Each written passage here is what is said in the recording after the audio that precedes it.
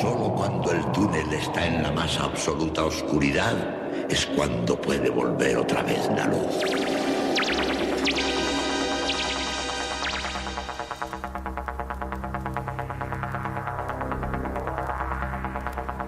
Estás entrando en el espacio en blanco.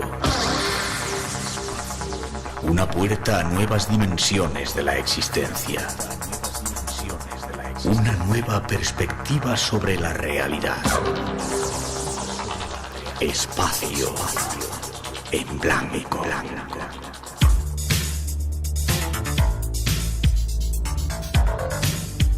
Una producción escrita y dirigida por Miguel Blanco.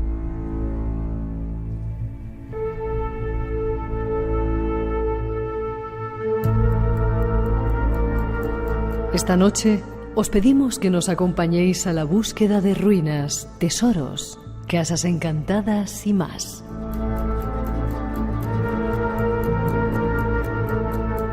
Comenzaremos con un viaje al reino visigodo de Toledo para conocer uno de sus mayores tesoros.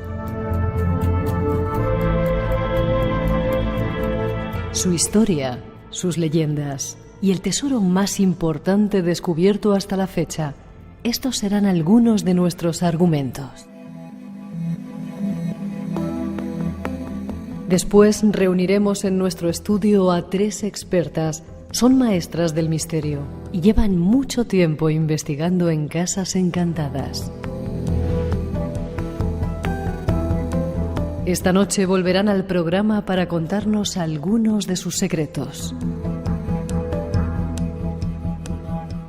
El viaje de verano hacia el misterio está ya listo.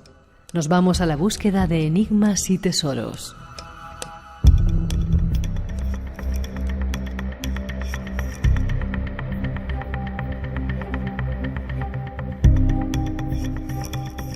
Esas son las visitas que han anunciado su presencia en el programa y prometen contar cosas interesantes.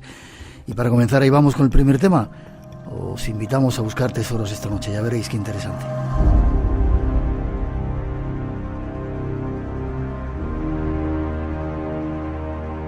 Nos vamos, comienza el viaje. Os hemos anunciado que queríamos hablaros de una parte de nuestra historia que si estuviera en cualquier otra parte del mundo sería súper conocida, pero que vamos a intentar darla a conocer. Para ello tenemos con nosotros a Juan Manuel Rojas. Buenas noches, Juan Manuel. Hola, buenas noches. Arqueólogo y director del proyecto Guarrazar.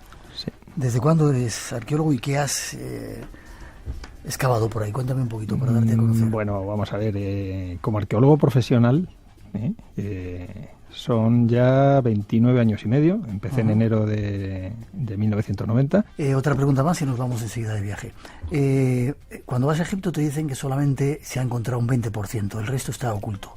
España es un país donde das una patada o dabas una patada antes y de repente aparecían tesoros, como vamos a ver con el tesoro de Guarrazar. ¿Queda mucho por descubrir todavía por ahí, en la zona que tú estás? Porque supongo que es la que más controlas. Bueno, te digo, no hay ni un 5% descubierto. ¿Ni un 5%? Claro, nada de un 20, ni un 5. Sí, sí. Vale, este es nuestro invitado. Nos vamos a ir de viaje con él a descubrir tesoros. Un tesoro que a mí me alucina, el tesoro de Guarrazar, quizá uno de los más importantes, no vamos a hablar de él todavía, visigodos, más importantes tesoros que se han encontrado en España. Ahora sí te lo pregunto. ¿De los que se han encontrado en España? De Europa, Miguel. Vale, ya está, mejor. De Europa, del mundo y de otras galaxias. Sí. No, fuera bromas. No, yo soy... De Europa, digamos, de esa época, es el más importante que se ha encontrado. ¿Y los arqueólogos nos quedáis de vez en cuando con algo? ¿Cuándo pilláis algo? Si hablas en general, no lo sé lo que hará otra gente. Yo quiero pensar que no. Vale. Yo te aseguro que no solamente no, y además es una de las cosas que les digo a los chicos, que todo el mundo, no... la educación sobre el patrimonio, la conservación y demás, que por mis manos han pasado piezas muy importantes, de miles de euros, y tienen que ir lógicamente al museo porque son de todos. Claro, ese es nuestro invitado. Con él vamos a disfrutar, nos vamos de viaje primero a conocer el contexto y luego a contaros una historia de un tesoro y a seguir buscando porque hay mucho todavía por encontrar.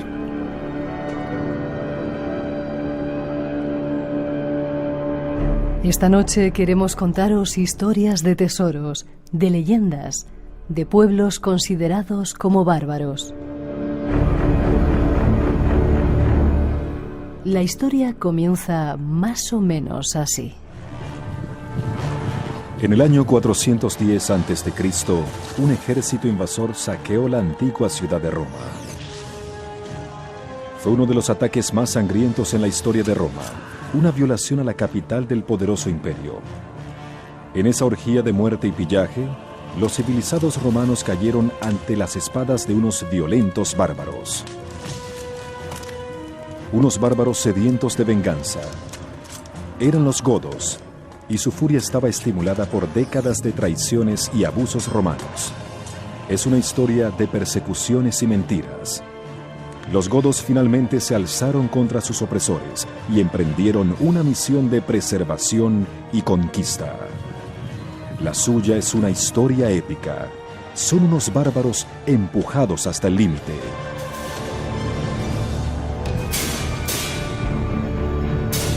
Bárbaros empujados a conquistar tierras y derechos. Llegaron hasta España y fijaron su capital en Toledo. Son algunos datos. Nuestro próximo invitado nos cuenta más sobre ellos. Ahí contamos un poco, vamos a situarnos si te parece, contábamos un poco la historia de los visigodos. ¿Quiénes son? Yo no suspendí, pero ese día estaba un poco despistado cuando hablaban de los visigodos y de los reyes godos. ¿Quiénes eran y cómo llegan a Toledo? ¿Por qué a Toledo? Cuando venían del norte, ¿no? Sí, venían del norte. Yo les digo muchas veces a la gente, bueno, ¿estuvieron en Alemania? Sí, por la zona de Alemania. Estuvieron en la zona del Danubio, al otro lado del Danubio, en la zona de Hungría, etcétera. Habían bajado en su momento desde Polonia porque habían dado el salto desde la península de Escandinavia, desde el sur de Escandinavia, en la zona de Suecia. De hecho, yo le digo a la gente, ¿os suena una de las grandes ciudades de Suecia, Göteborg, sí, o Gotemburgo? Bueno, Göteborg, el Burgo, la ciudad de los godos. Y hay una isla en medio del Báltico que se llama Gotland, la tierra de los godos. ¿Godos y visigodos es lo mismo? Es lo mismo. Sí. Sí, bueno, esto es una definición que se dio en su día porque Visigoth, de los del oeste, porque se fueron situando siempre al oeste, y Ostrogoth, los que estaban hacia al este, se fueron quedando al este. De hecho, así se fueron trasladando, ya estaban así al otro lado del Danubio.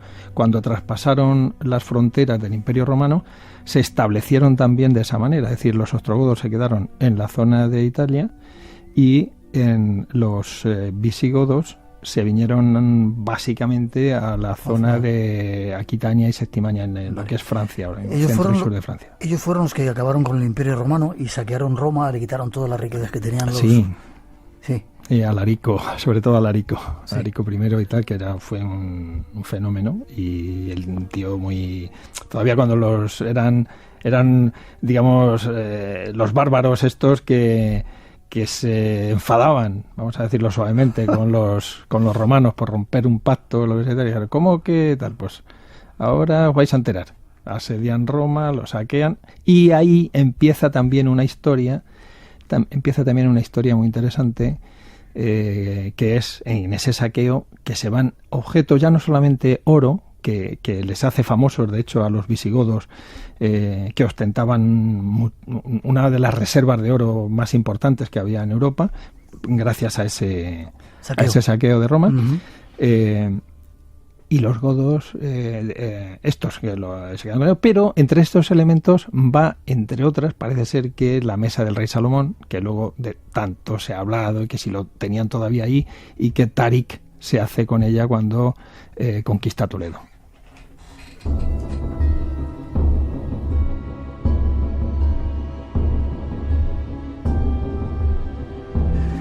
Dime una cosa, son primero los romanos se llevan todo, dicen lo que había en el templo de Salomón, se lo llevan a Roma. Llegan los godos o visigodos y cogen también todo lo que tenían los romanos ahí, saquean todo, mesa de Salomón, el candelabro, la menorá, etcétera, etcétera. Sí.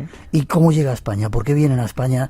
¿Y por qué van a Toledo? Nos vamos a ir a centrar ya en tu... Bueno, pues vienen a Toledo, eso es una cosa que coincide de todo el mundo. Lo que pasa es que, claro, a mí una de las cosas que me gusta desvelar siempre es para poderlo entender, es decir, que la gente no aparece y desaparece así de buenas a primeras en un sitio u otro. Es decir, hay, digamos, unos movimientos, siempre unas razones, y todo esto es muy largo. Lo que pasa, la historia tratamos de resumirla, que a veces nos llega a dar una imagen de los hechos históricos que está muy desvirtuada.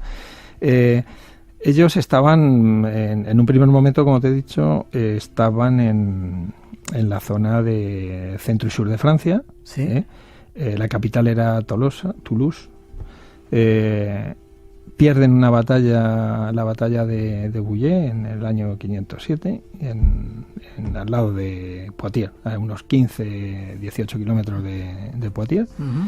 Y gana Clovis, que llaman los franceses, y les van persiguiendo. Muere allí Alarico II, precisamente.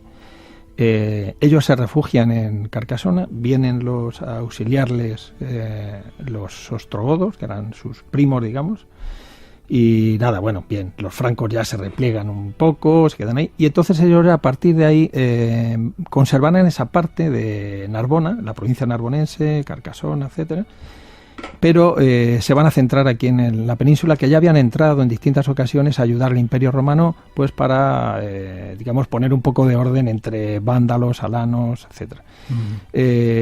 Entran, puesto que el imperio está desmembrado y demás, entran en la península y bueno, se señorean un poco. Ellos ya se van estableciendo en sitio, primero están en Barcelona, luego se van a la Bética, etcétera.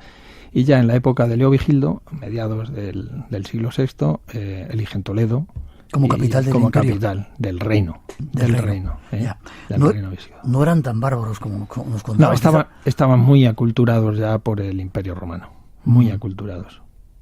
Seguían manteniendo, lógicamente, sus tradiciones y todo, pero ya hasta la lengua y todo ya iban haciendo latín, etcétera, y bueno, y todo. Y además ellos, pues como pasa siempre, todo el mundo, hay una civilización, vamos a llamarle superior en algunos aspectos, economía, cultura, todos los niveles, y ellos van copiaban lo que había sido el Imperio Romano. Ellos lo están pisando, lo venían pisando ya desde hacía mucho tiempo, pero siguen copiando. Todavía está ahí el Imperio Romano de Oriente con Bizancio, y claro, según les están viendo el esplendor que tenía Bizancio, Constantinopla, etcétera, pues dicen, bueno, tal. Ellos tratan de imitarles, aunque mantienen su pelo largo y barba y demás, los reyes, los nobles y todo, con esa tradición.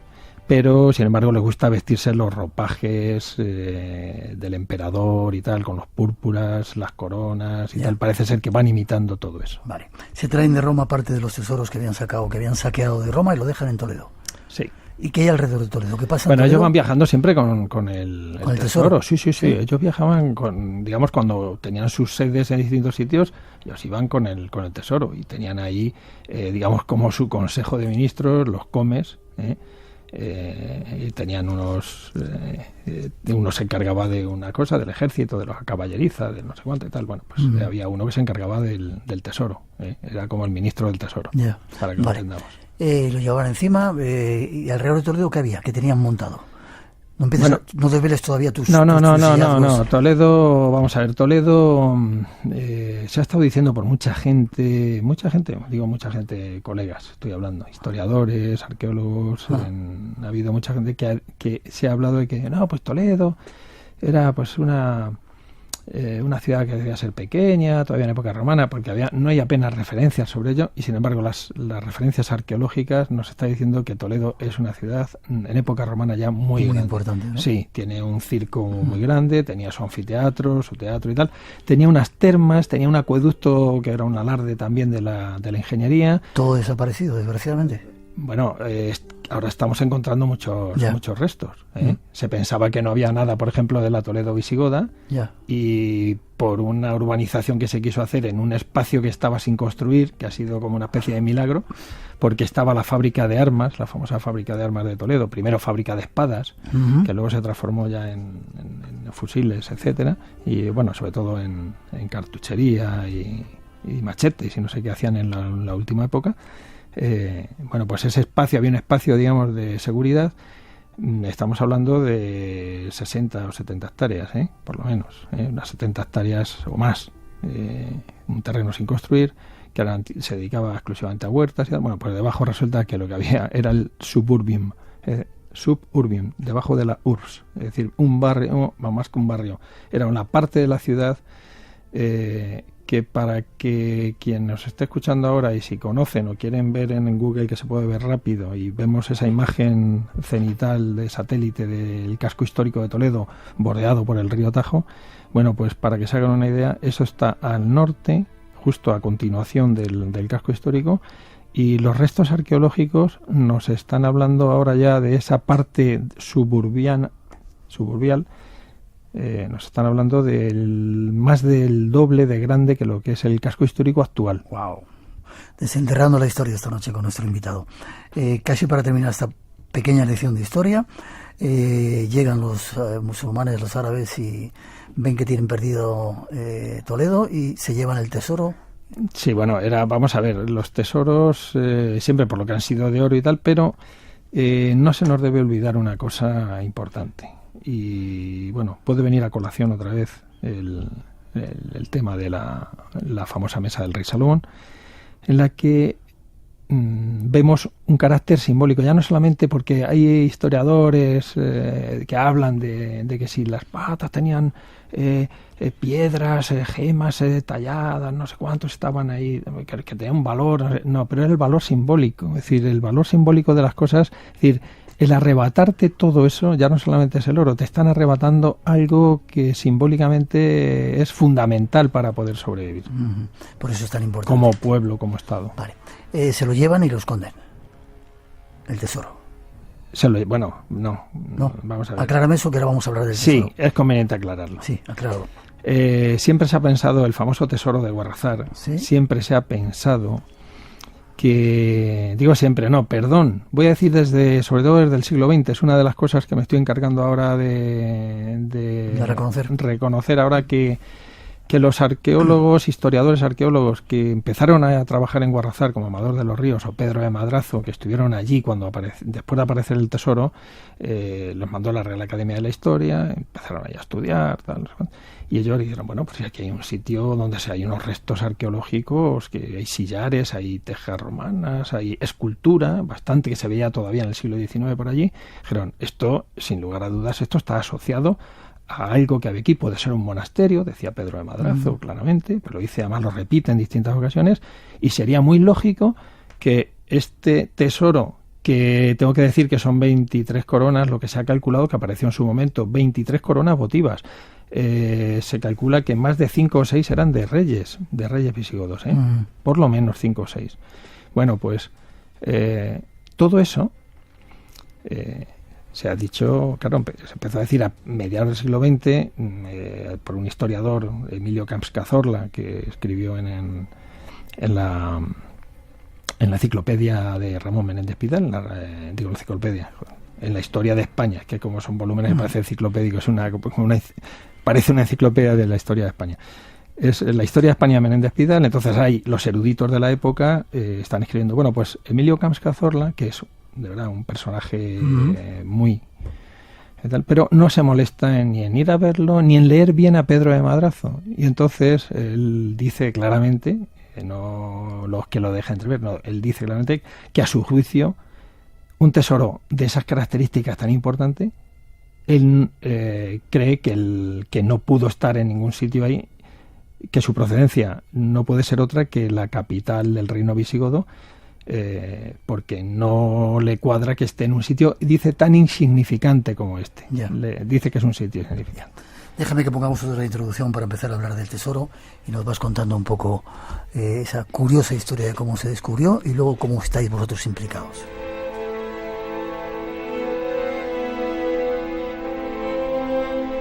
Hablemos ahora del tesoro, quizás del mayor tesoro encontrado en nuestras tierras.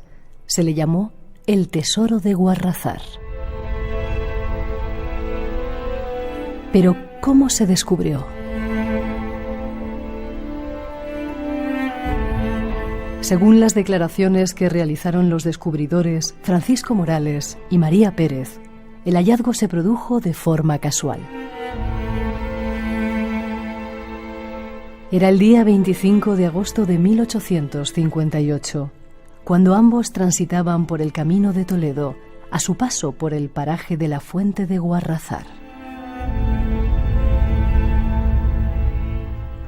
Según sus declaraciones, vieron un objeto brillante a través del hueco de unas losas que habían quedado descubiertas por las lluvias torrenciales de una gran tormenta que hubo el día anterior.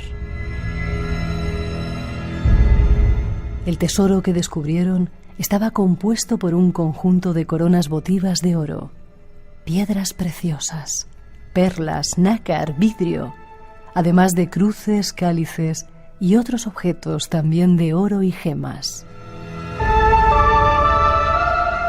Sigamos conociendo esta extraña historia en boca de nuestro invitado.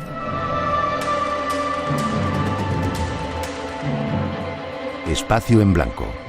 Tu cita con lo desconocido. En Radio Nacional. Con Miguel Blanco.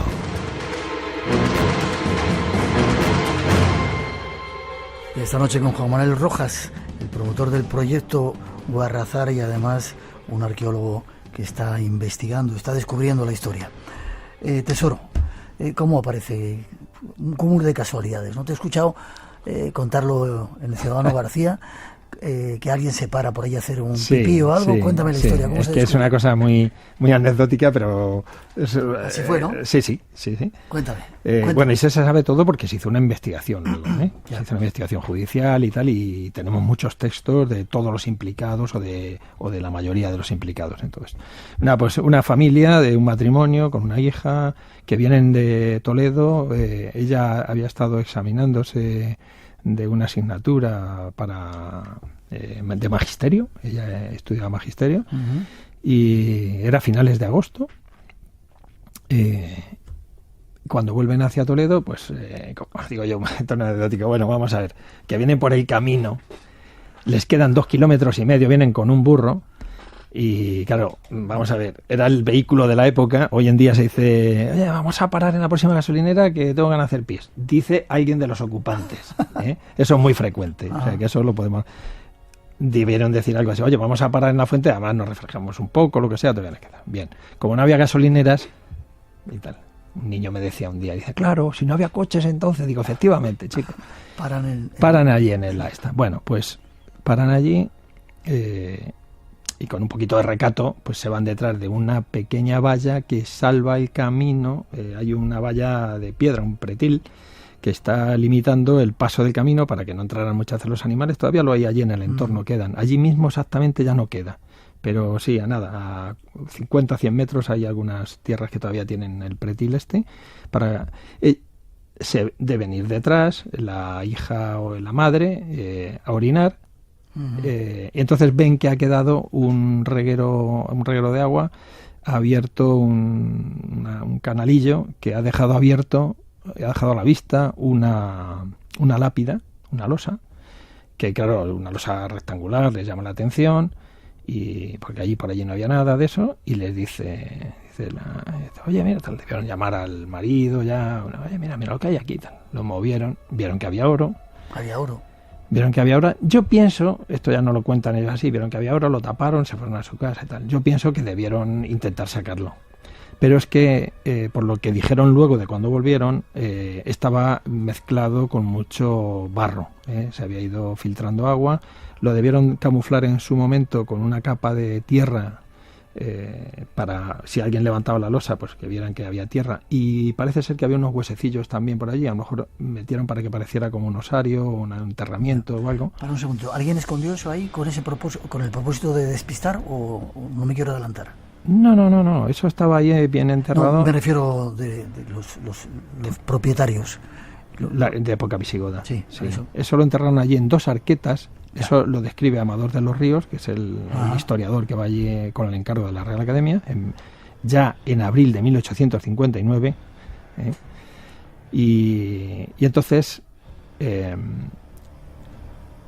le dice, claro, ellos están viendo, Amador de los Ríos cuando llega allí dice que está todo machacado y nada, dice que lo habían dejado de decir, pero a él le deben explicar un poco cómo estaba, más las declaraciones que habían hecho ante el juez los que lo encontraron, y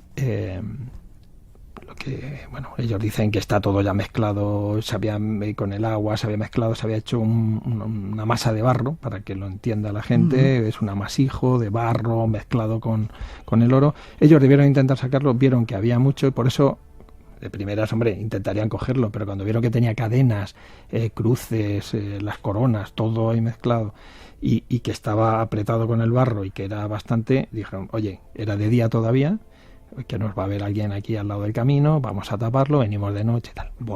Es lo que hicieron, volvieron de noche, empezaron a sacarlo y ellos declaran, aquí hay una cosa muy curiosa, porque ha habido mucha gente que luego ha dudado, bueno, ¿sabes lo que contarían? Lo mismo aquí se han inventado algo, porque claro, ellos contarían lo que quisieran. Yo le doy mucha veracidad porque una cosa aparentemente insignificante como que es que ellos dicen que llegan allí, empiezan a sacar las coronas, que tiene el barro y que se van a lavarlo a la fuente, que lo lavan en la fuente y que luego se lo llevan a su casa, lo meten en las alforjas del burro y se lo llevan a su casa. Lo de que van a lavarlo a la fuente no tiene un significado muy... Y sin embargo, hemos constatado, que para eso sirve la arqueología, hemos podido constatar que es cierto esa declaración. Vale, lo dejan allí por la noche, por la tarde, al atardecer, pero parece que hay un vecino que también se da cuenta de lo que estaba pasando ahí, ¿no? Sí. Dice, esto es lo que han descubierto, ¿qué pasa? Pues que les debió ver, claro, vamos a ver, finales de agosto. La gente antes iba a regar muy temprano o incluso se quedaban a dormir en las huertas y con eso no contaban esta gente.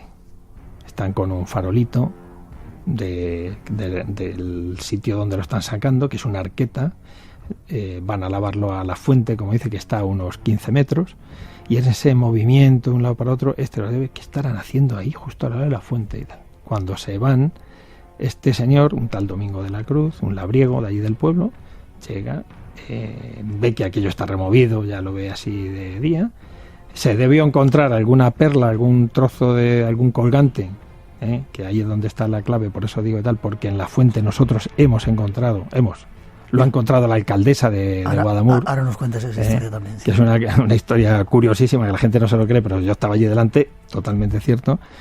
Este señor se debió encontrar también algo, perlas, alguna colgante o algo, se puso a cavar allá al lado y a 2 o 3 metros se encontró otra arqueta de similares características que completaban este magnífico tesoro. Vale. Eran básicamente coronas, me decías, 20 tantas coronas. 23 coronas, el cálculo que se ha hecho después de las declaraciones que les dijeron, oiga, ¿usted cuántas? No, yo tenía en mi casa tantas, no sé qué, no sé cuánto y tal. Porque claro, conservarse, en un primer momento se llegaron a conservar entre los dos lotes, entre los de la señora del Pis, como digo yo, y el labriego fueron 23 coronas. Pero había, según las declaraciones, aparte de otras cosas, había piedras talladas también, etcétera. Había cálices de oro con incrustaciones de piedras preciosas, había otras piezas de consagrar, una especie de paloma también donde se guardan las hostias consagradas, etcétera. Y había todo objetos litúrgicos. Ya. Parte de ese tesoro se pierde porque alguna gente lo vende por ahí, ¿no? Lo compran en Francia, aparece parte del tesoro en Francia. Sí, aparece en Francia, lo publican rápidamente ya en los periódicos en París y tal, y aquí se echan las manos a la cabeza todo el mundo, pero bueno, esto no puede ser, ¿no? Y empiezan a reclamarlo, nada, los franceses ya dijeron que tururú, que nosotros ya lo hemos comprado legalmente y tal, y que se quedaban con ello. Hasta 1941. 1941, con la invasión nazi de Francia, el gobierno del mariscal Pétain llega a un acuerdo con el gobierno de Franco y intercambian objetos de arte. No es que los trajeran, sino que se intercambian cuadros, grabados de Goya, por ejemplo, un sable de Francisco I se les dio también. Y aquí en este lote venían 5 coronas, entre ellas la de Recesvinto. la famosa corona de recibimiento, y también la dama de Elche, que la gente, bueno y tal, también la tenían en Francia y vino en ese Bueno, España. Pero parte del tesoro se pierde, ¿no? Se vende por ahí. Se había vendido ya previamente, pero a trozos, o sea, algo lamentable totalmente, sí, a trozos, y además para fundirlo en los plateros de Toledo. Había un gremio de plateros entonces muy abundante. De hecho, hay una calle que se llama la calle de la Plata, porque ahí estaban todo el gremio ese y tal. Y estos iban de platero en platero vendiéndoles a trozos las coronas. Lamentablemente. Radio Nacional, el sonido que nos une. Un viaje que se hace en lancha. Es un edificio que se parece un poco a una base lunar. Se visten con buibuis. Andando desde el centro de la ciudad. Es un ejemplo de convivencia de cultura. Te da una sensación cuando estás aquí en el... Nómadas, con Álvaro Soto. Esta temporada 2 destinos por semana. Nómadas, sábados y domingos a la 1 de la tarde. Radio Nacional de España, el sonido que nos une. Espacio en blanco. El lugar donde habita el misterio. Con Miguel Blanco, en Radio Nacional de España. La leyenda continúa.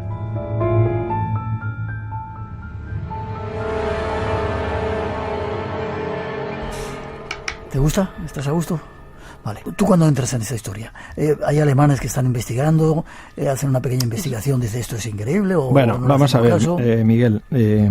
Esta es una cuestión que puede abrir un debate aquí también muy, muy largo y demás de qué pasa con la arqueología y con el interés que hay por el riquísimo patrimonio arqueológico de cualquier época que tenemos en España.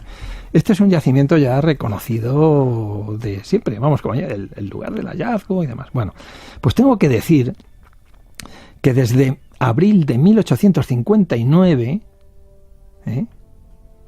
hasta el año 2002 no va nadie en este país, sí, escribirse mucho el tesoro para acá, el tesoro para allá, refritos que hacen un historiador sobre lo de que ha dicho otro, pero nadie va.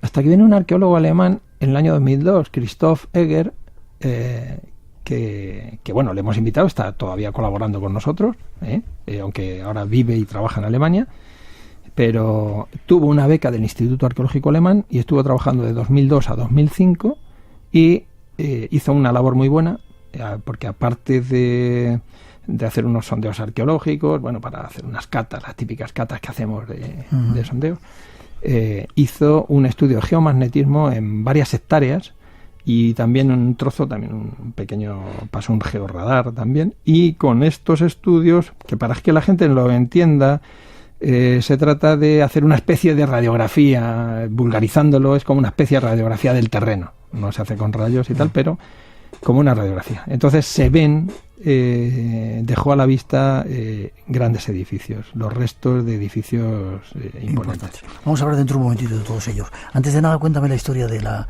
alcaldesa. Porque es curiosa, y luego ya nos vamos a ese trabajo que la historia de la alcaldesa. Bueno, la historia de la alcaldesa realmente empieza porque ella es natural de Guadamur, Sagrario Gutiérrez. ¿Sigue siendo la alcaldesa? Sí, la han reelegido otra vez. Yo creo que ya va por la, no sé si es la quinta o la sexta vez. La reeligen, por algo será. Lo hará bien, supongo. Digo yo, porque la gente no van coaccionados a poner el voto.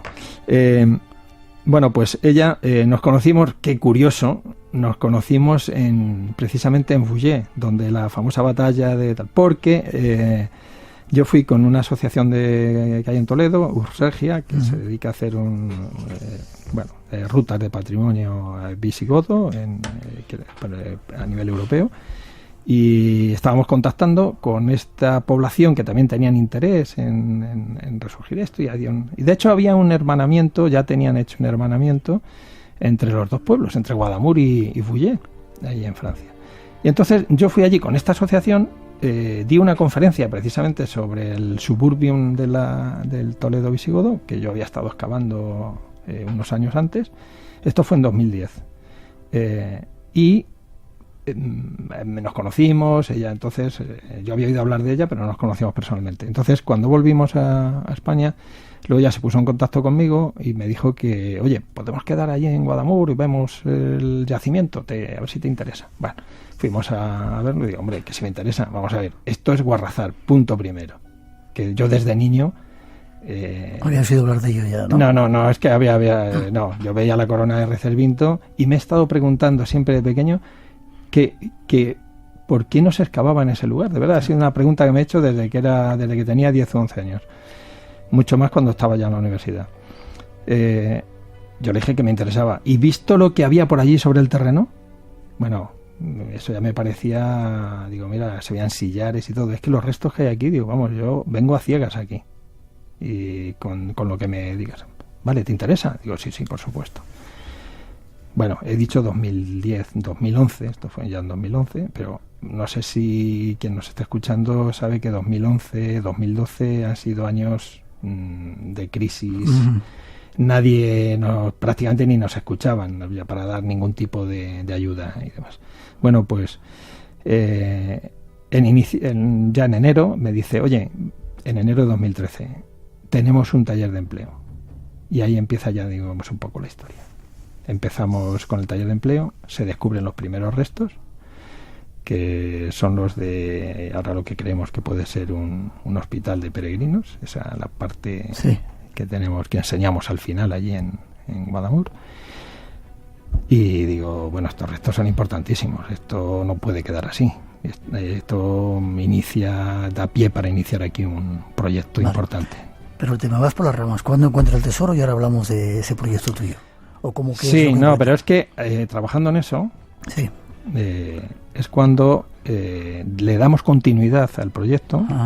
Estamos diciendo que en 2013 se hace el taller de empleo, en 2014 ya continuamos con ello, y fue precisamente en 2014 que nos dan una subvención de la Consejería de Cultura de Castilla-La Mancha. Estamos excavando allí, digo, vamos a excavar en el lugar donde está el manantial, porque hay un manantial que es el que da origen a todo lo que podamos hablar aquí, el origen está ahí en el manantial. Bueno, aquello estaba perdido completamente, con un zarzal, había incluso escombreras antiguas de vertidos incontrolados que se hacían en los años 80, lo limpiamos todo y tal. Bueno, pues había una zona de fango totalmente. Entonces a Marcelino, que es el señor que trabaja allí conmigo, le dije, Marcelino, vamos a limpiar esto, que tenemos que ver correr el agua, que aquí se ve que es donde está saliendo el agua. Pues se puso con ello y al cuarto día de estar allí limpiando, se veían todos los regueros saliendo, el agua y corriendo y tal. Pues hace la alcaldesa una visita al yacimiento con el director general de Cultura. Le enseñamos el yacimiento, el director general se va y ella dice, oye, mira, es casi la una, me voy a quedar aquí con vosotros, que me ha encantado ver aquí el agua, el manantial, nosotros. Y se agachó por allí, se remangó los pantalones, empezó a escarbar ahí un poco, a quitar barro con una tejita. Marcelino le dio, dice, toma, ¿cómo vas a hacer con una teja? Toma una paleta, le dio una paleta de albañil, empezó a sacar allí barro, empezó a encontrar trocitos de cascotes de nada, pues ya le ilusionaba, ¿no? Encontraba cosas, mira este tal, que es un cascote que no vale nada, y esto mira lo que tal, bueno, esto. Y de repente salta ahí un grito, bueno, lo dijo, le salió del alma, además, bueno, fue como nos habíamos estado mofando un poco de los hallazgos que hacía, pues de repente, yo estaba le acababa de hacer una foto, estaba a 5 metros de ella, y de repente dice, ahora sí que te vas a cagar. Pero así muy fuerte, que lo digo así, que no, pero es que le salió del alma. Me giré y la vi cerrando la mano, un brillito azul, que yo pensé que era un trozo de cerámica de Talavera con pintura, con un escudito o una decoración que tuviera en pintura. ¿Y qué era? Dice, mira, ven. Se acerca y dice, mira, cuando abre la mano, un zafiro del tamaño de un hueso de melocotón.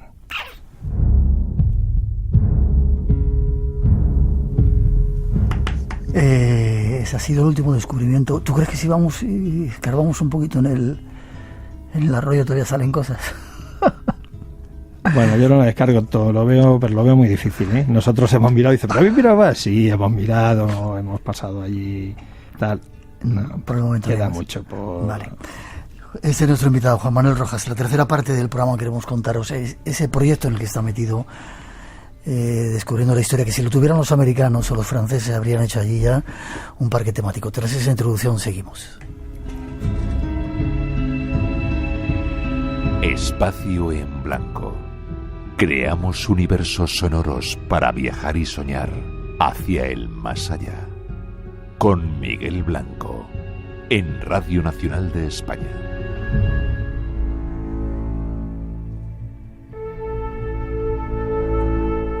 El yacimiento de Guarrazar se encuentra a 9 kilómetros al suroeste de la ciudad de Toledo, en el término municipal de Guadamur, en el centro de España. Las primeras excavaciones comienzan en el año 1859 después de Cristo, cuando se inicia la investigación sobre el tesoro. El arqueólogo Amador de los Ríos realiza la primera descripción de la zona donde se hizo el hallazgo.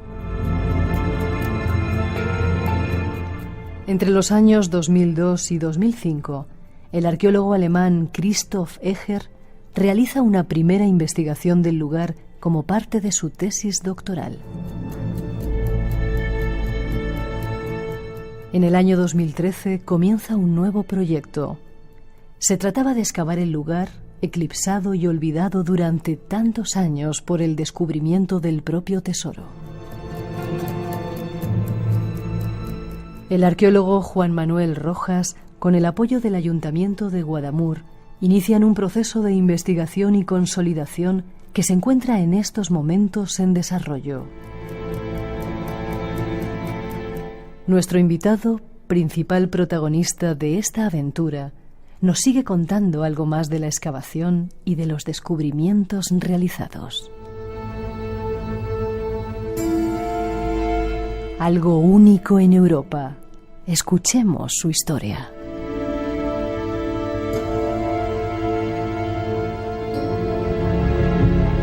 Pues ahora os hemos contado parte de la historia de los visigodos, del tesoro. Queremos hablar del proyecto Guarrazar.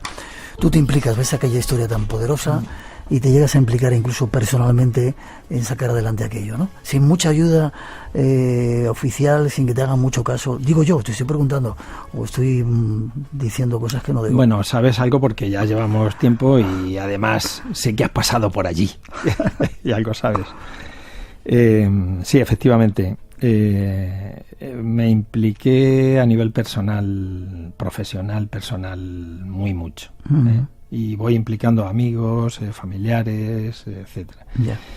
Pero bueno, la gente sí que ven que ya no solamente una pasión, no es que haya una pasión absurda, porque hay gente que dice, oye, este es un apasionado de algo. No, yo estoy hablando de algo que nos concierne a todos. Yo estoy hablando de patrimonio. Eso no es nada, ningún capricho personal por mi parte. Lo que me mueve es realmente devolver a esta sociedad algo que creo que debería haber tenido hace mucho tiempo. Vale. El lugar, un manantial, se descubre el tesoro, pero no solamente es eso, hay mucho más que tú estás poniendo en valor, hasta el punto de decir que puede ser una... Bueno, vamos a ver, lo que estamos descubriendo ahora, desde 2013, que he dicho antes que estábamos trabajando, empezamos a trabajar desde 2013 y con muy poca ayuda, eso sí que es cierto, he dicho antes que nos ayudó en 2014 la Junta de Comunidades, nos volvió a ayudar otra vez, nos dio 10.000 euros o 12.000, y 2.400 euros en 2017. ¿Solo?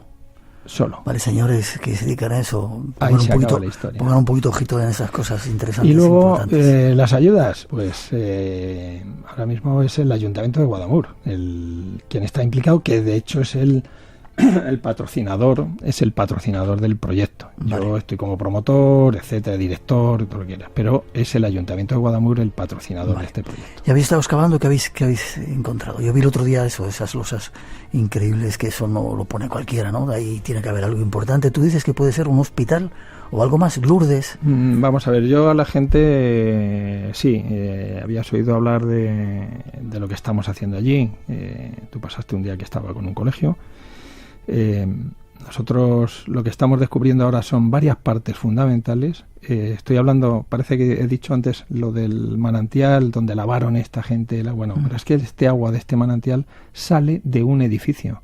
¿Sí? Lo comparo con Lourdes, porque en Lourdes están todas las partes que tiene un santuario de este tipo. Es decir, un agua que los creyentes consideran milagrosa, es un agua sagrada. La gente se hace sus baños rituales para purificarse, algunos quizás esperando algún milagro o lo que sea, pero digamos baños rituales que los hacen en muchas religiones. Es decir, también en cierto modo lo que están haciendo los musulmanes antes de estar en la mezquita. Ya se dice en el Antiguo Testamento, ya dice Moisés que Dios le había dicho, y se lo dice a su hermano Aarón, me ha dicho Dios que tenéis que instalar una pila delante del tabernáculo para que os lavéis vosotros, los sacerdotes, los sacerdotes os lavéis antes de entrar en el tabernáculo. Es decir, entrar, digamos, limpio. Bueno, pues aquí la gente se está purificando y aquí nos tenemos que imaginar, yo digo muchas veces en ese lugar, por aquí han pasado miles de peregrinos, de peregrinos, porque está saliendo de un edificio que creemos que tiene unos 30 metros de largo, sí, rectangular, por 5 metros y medio de ancho, de espacio interior, me refiero. Debería tener distintas bañeras, distintas pilas y, por supuesto, separado por sexos, claro. De época visigoda. De época visigoda. Posiblemente de origen romano, porque tenemos restos romanos por allí.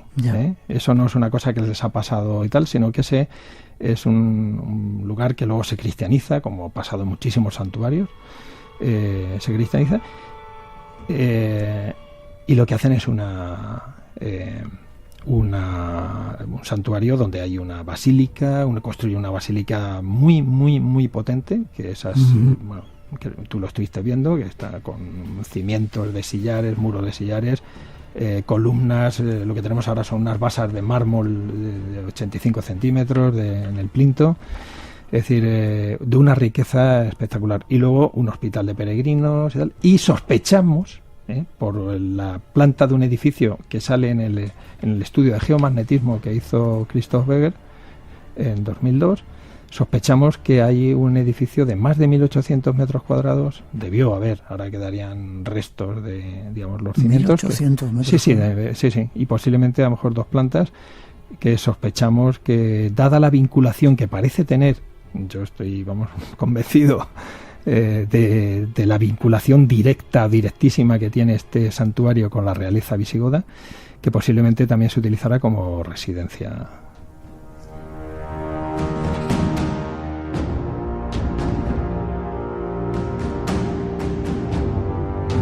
Es decir, que es un descubrimiento súper increíble. Estáis excavando todavía, en proceso de eso, de aportar pruebas. Que vuelvo a decir, si estuviera en Francia o en América habrían hecho un parque temático allí, tendrían toda la ayuda del mundo. Señores, dense cuenta que aquí tenemos parte de nuestra historia que se está descubriendo. Y alguien me ha dicho que tú esperas encontrar la tumba de un rey importante visigodo. Yo no lo sé porque está muy tocado el sitio. Ten en cuenta que cuando desaparece el santuario, que desaparece, las coronas formaban parte de ese santuario, de la basílica. Para que los visitantes se hagan una idea, siempre les pongo en el momento ideal. Pensad en el momento en el que se están descolgando las coronas, se entierran allí. Este edificio, estos edificios de este complejo, de este santuario, se queda vacío. Ya no vuelven otra vez. Ahora, pensaban volver, ¿no? Por eso las dejaron ahí enterradas. Eso es una cosa que ellos piensan, que esta invasión no es tal invasión así que van a perder ese reino, sino que dice, bueno, hemos perdido unas batallas, nos vamos a reorganizar, los vamos a expulsar. Ya sabemos por la historia que eso no fue así, pero lo debían pensar. Lo cierto es que queda abandonado y la gente, cristianos, sabemos, no los invasores tal, sabemos que eran cristianos. Los primeros, por lo menos los que estuvieron viviendo a lo largo del siglo VIII, se meten allí y empiezan, pues como cualquier sitio que hay, a lo mejor algunos ocupas y tal, empiezan a llevarse los materiales de construcción, se hacen casas dentro incluso de la propia basílica, etcétera. Está muy tocado. Pero nos estamos encontrando restos de trozos de sarcófagos de mármol, Y lo de que sospecho que pudo haber ahí algún rey enterrado, pues lo digo por textos, ¿eh? Hay un texto en el que se dice que Hervigio murió, no muere en Toledo, pero debió morir cerca. Quizá en ese palacio. Sí, porque vamos a ver, que estamos hablando de un santuario de primerísimo orden, es decir, donde hay una residencia, es más que Lourdes, que digo yo, porque Lourdes no tiene esa vinculación con la realeza. Estos sí tenían este santuario tan importante con mucha afluencia de peregrinos y además un palacio real. Cuando lo encuentres nos avisas. Por supuestísimo. Bueno, vamos a ver, te has comprometido en que vas a ir tú a acabar, con lo cual... Pero ya.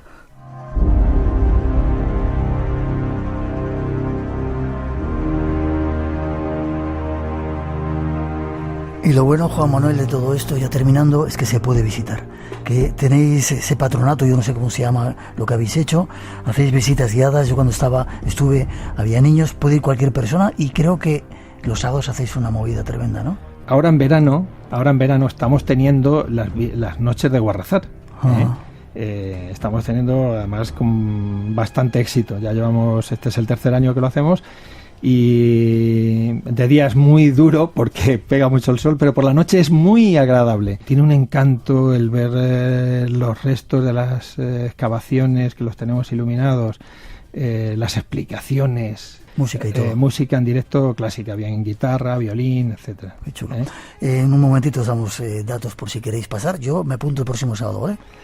Pues a la noche de velas, pero después ya veremos. Pero luego las excavaciones también, Miguel. Eso, septiembre, octubre, ¿vale? Dame un poquito de tiempo. Vale. Hay una página web muy bonita que yo he visto, que es www.guarrazar.com. Vamos, entra ahí directamente y allí tienen toda la información. Y que, como una frase que tengo allí, con tu visita ayudas a su recuperación y sostenibilidad. Sí, señor. Estáis todos invitados, por si queréis pasaros en este verano todavía a dar una vueltita por ahí. Ahí puedes apuntarte para las noches y para las visitas. Sí, allí viene todo. Repítemelo de nuevo. www.guarrazar.com. Juan Manuel, ha sido un placer estar contigo. Espero que nos sigamos. Miguel, nos vamos a ver seguro. Miguel, para mí es un placer con alguien tan apasionado precisamente como tú, porque lo haces además de corazón, y te agradezco muchísimo, de verdad, muchísimo que nos hayas dado visibilidad. Es nuestro deber dar a conocer este tipo de cosas. Muchísimas gracias. Voy a la noche de las velas contigo y preparo pico y pala y vamos a darle. Gracias. Feliz verano. Hasta cuando quieras. Termina la primera parte de nuestro programa, regresamos de esa búsqueda de tesoros, pero enseguida volvemos. Hay mucho más esperando aquí en este espacio en blanco después de las noticias. Teléfono, nuestro WhatsApp y redes sociales abiertas para vuestras comunicaciones. Y no os vayáis todavía, que el misterio continúa. Ya estamos de nuevo aquí. La segunda cita del espacio en blanco se pone en marcha. Un placer para todos nosotros compartir y llenar juntos este tiempo.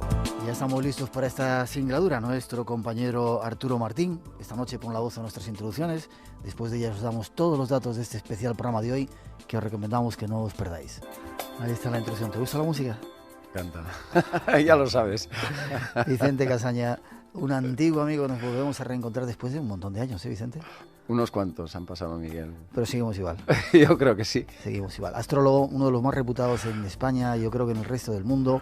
Escritor, acabas de sacar un libro que se llama Tu Suerte, precioso, que va a ser un poco el regalo que esta noche vamos a hacer a nuestros oyentes. Tenemos 5 libros, Tu Suerte, que merece la pena, para sortear entre la gente que nos llame. Volvemos a repetir el teléfono, 900-137-137. Has empezado un programa de televisión en un canal que no vamos a decir. Bueno, sí, dilo si quieres. No. Sí. Si tú quieres decirlo, dilo. Es un programita de televisión que estamos haciendo en Antena 3 en las madrugadas, de momento, como un experimento para hacer algo más. Está funcionando muy bien, estamos batiendo récords de audiencia, así que contentos, sobre todo porque estamos ayudando mucho a la gente, Miguel, con eso, ¿no? Es un tipo de astrología dirigido a esa visión que ya sabes que tengo de la astrología, que es que nos ayude para la vida cotidiana, para solventar problemas y para ser más felices, ¿no? Vamos a decir que pocas veces hemos visto personas que traten la astrología como tú. Tenemos otro astrólogo que ha venido muchas veces al programa, pero soy gente que veis eso, la astrología de una forma diferente. Y quería preguntarte, antes de nada, espera que no se me olvide, director también de una revista que se llama Tu Suerte. Lo tienes todo, ¿eh? Escribes revistas, televisión, te falta hacer cine. Mejor me callo. Vale, pues cállate. Atentos, porque este personaje, con decirle la fecha de nacimiento y la hora, te adivina un montón de cosas. Los astrólogos tenéis en la actualidad tanta influencia como teníais en el pasado. Yo sé que a ti te pasa. Por donde vas creando una aura y la gente se te queda enganchada y de repente te preguntan y te consultan y hacen consultas muy importantes, gente que va a hacer inversiones y todo eso. ¿Tenéis tanta influencia como teníais o tenían en el pasado los astrólogos? No tanta, Miguel, porque ten en cuenta que siglos pasados había un astrólogo en cada corte, podríamos decir, ¿no? Prácticamente en cada corte que se preciara. Hoy día no es así, aunque sí que es cierto que muchísimos poderosos de la política, de la banca, del clero incluso, tienen sus propios astrólogos hoy día, ¿no? Y bueno, gente a los que les consultan, no en plantilla, pero a los que consultan. ¿Del clero has dicho también? Sí.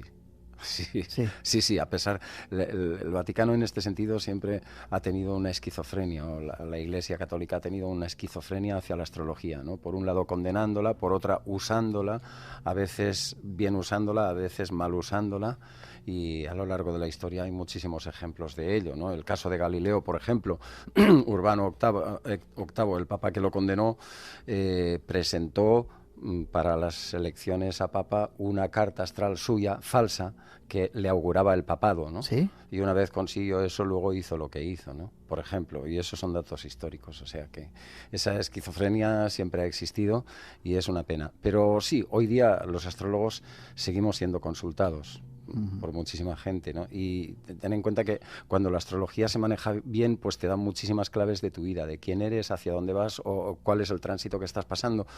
Aunque hay que reconocer que la astrología no es una panacea, no es algo con lo que se pueda saber todo y se pueda ver todo, como en contra de lo que mucha gente cree, ¿no? Y hay que ser honestos y saber dónde están las limitaciones también de nuestro saber. ¿Te gusta nuestro estudio? Me encanta, es una pasada. Lo que me encanta es verte después de este tiempo sin vernos, que estás igual que antes, pero en un sitio más bonito, más cargado de magia todavía aún, y me parece que es precioso, ¿no? Esto es como un reencuentro absolutamente mágico. Ciertamente.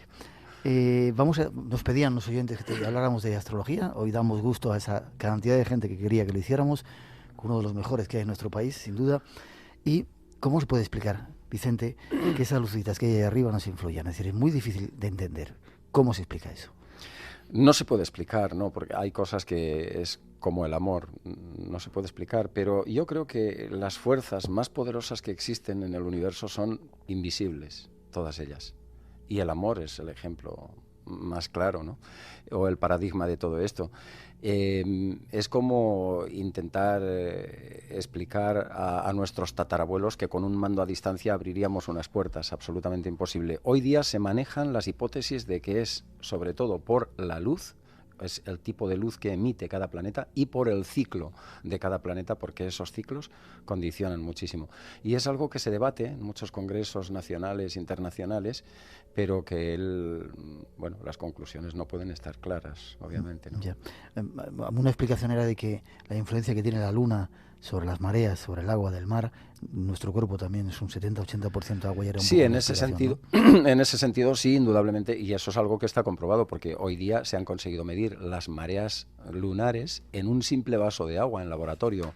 Por tanto, si nosotros somos un 70 o un 80% de agua, eso está clarísimo, y que nuestro cuerpo tiene unas mareas biológicas que son sensibles a la luz de luna, eso es impepinable, y ya lo han demostrado muchos biólogos, físico-químicos, etcétera. Lo han comprobado también departamentos de bomberos, psiquiatras, hospitales, barmans, que han hecho estudios de todo tipo donde han demostrado los efectos de la luna llena especialmente, ¿no? Cómo nos convierte un poco en hombres lobo. Hay que decir que esto no es general, sino sobre todo a la gente que ya tiene cierta sensibilidad, o bien porque nació siendo lunática, es decir, con una luna muy poderosa en su carta astral, una luna en el ascendente, ya nació en luna llena, etcétera, o bien gente que tiene algún desequilibrio. Entonces son mucho más sensibles a lo que a los efectos de la luna llena, por ejemplo. Fue curioso porque cuando nació mi hijo, justo cuando sabíamos la hora de nacimiento, se la pasamos a otro astrólogo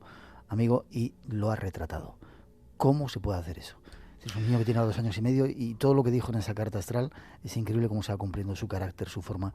Cómo, sin conocerle, solamente con un dato de nacimiento de una hora, de repente sacas un mapa de la vida de una persona tan claro. Evidentemente, la astrología funciona así. No es lo mismo saber el signo de una persona que conocer su carta astral, ¿no? Porque la carta astral lo que refleja es el momento en el que naces, el lugar en el que naces, cómo estaban los planetas en ese momento.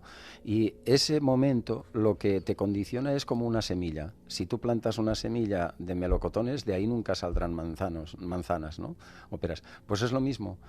El momento en el que naces, la posición de los planetas marca una semilla, marca una potencia de lo que vas a ser a lo largo de tu vida, y luego no solamente eso, sino que según cómo se van moviendo los planetas, como un reloj de múltiples manecillas, podríamos decir, va tocando los puntos sensibles a los que tú eres sensible por cómo estaban los planetas cuando naciste, y eso es lo que va generando diferentes experiencias a lo largo de tu vida, lo que va marcando tu destino también, ¿no? Y sí, una carta astral marca en gran medida el carácter, el temperamento y el destino de una persona. Ya. ¿Y dos personas que nacen en el mismo sitio a la misma hora son iguales? ¿Van a ser iguales? ¿Van a tener el mismo carácter? Son en muchos aspectos iguales, son más iguales en cuanto a cuestiones de destino. ¿De destino? Sí, que en cuanto a algunos aspectos de carácter. Hay muchos ejemplos que ilustran esto. Por ejemplo, uno de los más clásicos al respecto, ¿no? El rey Jorge IV de Inglaterra nació exactamente al mismo tiempo que un chatarrero que estaba allí a las afueras del castillo, pero a las afueras totalmente, ¿no? Y evidentemente dos personas que tenían un destino, digamos, totalmente distinto. Uno era rey, el otro era chatarrero. Sin embargo, acontecimientos del destino se producían exactamente en las mismas fechas. Por ejemplo, el rey se fue a cazar y se pegó él solo un tiro en una pierna, y se hirió en una pierna. El chatarrero, exactamente el mismo día, se atravesó con un hierro una pierna también en la chatarrería, ¿no? Este tipo de cosas son habituales cuando dos personas han nacido en el mismo sitio, en el mismo lugar, a la misma hora. Y desde luego muchísimas cosas de carácter coinciden. Lo que pasa es que la carta astral no es absoluta. La carta astral funciona mucho según el hábitat en el que te desarrollas, porque el clima condiciona y la educación que tienes alrededor te condiciona. Y una cosa más, es muy importante, la carta astral funciona según con quién vives. Sí, la carta astral no funciona igual cuando estás solo o cuando naces o cuando tus primeras etapas que luego cuando te casas o te vas a compartir un piso con compañeros de estudio, ese tipo de cosas que se hacen, porque la gente que está a tu alrededor es como interactúan esas energías y entonces funciona de una manera distinta. Es muy importante saber con quién estás conviviendo porque tus energías y las de la otra persona confluyen.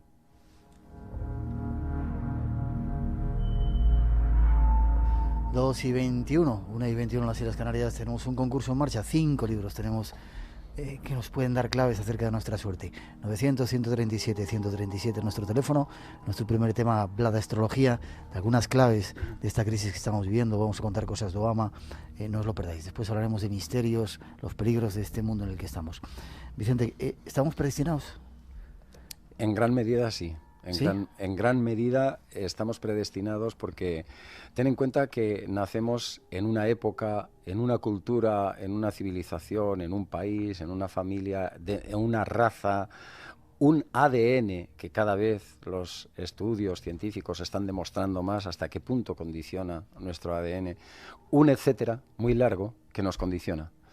Pero esto es algo que podemos decir que sí o podemos decir que no y prácticamente los dos tendríamos razón. Quiero decirte que a lo largo de la historia las mayores mentes de la humanidad han intentado dilucidar si existe el determinismo o el libre albedrío y no se puede llegar a ninguna conclusión, ¿no? Depende del bagaje cultural de cada persona, las experiencias, podrás decir una cosa u otra. En función, cuando llevas una larga trayectoria en astrología te das cuenta que en gran parte estamos determinados, ¿no? Pero como no puedes tener esa certeza, no puedes demostrar a ciencia cierta ni puedes ser dogmático en este punto, pues yo siempre prefiero pensar que a lo mejor estamos determinados en un 50%, pero y entonces es cuando yo les hago esa pregunta a la gente. No te preguntes solamente qué es lo que te hace Marte, qué es lo que te hace Saturno. Pregunta qué puedes hacerle tú, qué puedes hacer tú con él, ¿no? Y entonces, Si quizá estamos determinados en un 50%, pero ¿y ese otro 50% que no estamos? ¿Qué maravillas podemos hacer, ¿no? Cuando conoces al planeta, entonces te puedes hacer amigo y puedes interactuar con él, puedes integrarlo mucho más positivamente en tu carácter y en tu destino, y ahí es donde existe la magia de la astrología también, ¿no? La astrología puede ser un sistema para conocernos, entonces. Sí, indudablemente. Fundamentalmente la astrología es una herramienta de conocimiento que te permite conocer quién eres y conocer tu destino, asumir tu destino, porque eso es una de las claves para tener éxito y ser feliz en la vida. Pero además de eso, la astrología es algo que lo que te permite es conocer también cuáles son los ciclos cósmicos que te rigen, estar en sintonía con el cosmos, porque es algo que cada vez se pierde más y es fundamental. Nosotros, al fin y al cabo, somos hermanos de las estrellas, porque está comprobado que tanto el calcio de nuestros huesos como el hierro que hay en nuestra sangre tienen exactamente los mismos componentes químicos que tienen las estrellas, por lo tanto somos hermanos de ellas. Hay ahí una consanguineidad, hay una fraternidad, y esos ciclos, esa vibración que tenemos con el universo, la puedes conocer muy bien a través de la astrología. Alguna vez, en alguna ocasión te he escuchado decir que la astrología es un mapa de carreteras. Así es, puede ser. Así es. Nacemos y ya estamos, no sé si predestinados, enfocados hacia determinadas cosas, conociéndolo nos puede ayudar para hacerlo mejor, ¿no? Efectivamente. La diferencia de conocer tu carta astral o no conocerla es la de que pues puedes imaginar que a ti te sueltan en un sitio que desconoces, en una montaña, en un territorio absolutamente desconocido, y te las tienes que apañar para encontrar la civilización o lo que sea, y si tienes la carta astral es como si te soltaran en ese mismo sitio, pero te dieran un mapa y una brújula y te dijeran: esto tienes que buscar. La diferencia es enorme, ¿no? No es lo mismo que ir a ciegas, ¿no? Y entonces esos conocimientos yo creo que te aportan mucha más serenidad, te dan mucha más capacidad para sortear las contingencias del destino, etcétera, ¿no? El destino te puede traer esas contingencias, periodos negativos, de crisis, de mala fortuna, no voy a decir mala suerte. Sí, sin duda. Hay momentos buenos y momentos malos, y yo creo que hay una... Castaneda decía que el hombre corriente, el hombre normal, asume todo lo que le pasa como una bendición o como una maldición, ¿no? Y el guerrero no, el guerrero sabe que es algo con lo que tiene que lidiar día a día, ¿no? Entonces, yo creo que no tenemos que tomar las cosas como una bendición o una maldición, efectivamente, porque es normal a lo largo de una vida, como la vida misma, que todos son ciclos, como el día y la noche, como yin y yang, etcétera. Pues esos ciclos existen en la vida, y tienes etapas buenas, tienes etapas malas para una cosa o para otra. Es muy conveniente saber vivirlas ambas, y vivirlas con plenitud, y vivirlas sin sentirse llamado por la tragedia, ¿no? Y en ese sentido yo creo que es muy aleccionador también, por ejemplo, una etapa como la de ahora, una gran crisis económica global, mundial. ¿Aleccionadora has dicho? Aleccionadora sí, porque me parece que es muy interesante. La gente se lamenta mucho, ¿no? ¿Y por qué hay que lamentarse? Porque si tú vives experiencias maravillosas, experiencias bonitas, guardas recuerdos interesantes, los atesoras y forman parte de ti toda la vida. Pero si estás atravesando una mala etapa, eso puede llevarte a grandes enseñanzas, y por lo tanto te ayuda también a ser mejor como persona. Y te ayuda a mejorar. Y esta es la enseñanza de este momento, ¿no? La gente tiene que aprender a superar la crisis económica y la crisis esta de fe que se vive, simplemente aprendiendo cuál es la transmutación, la metamorfosis que tiene que efectuar en sí mismo, que primero pasa por ser una metamorfosis de tipo espiritual. Nos hemos cargado de cosas en exceso, superfluas, banales, que no tienen el más mínimo sentido. Te das cuenta, y tú que viajas muchísimo también, cuando estamos en países de África, de Asia, como gente que simplemente por haber pescado un pescadito y se lo comen están felices, te reciben con una sonrisa de oreja a oreja en cuanto te ven pasar.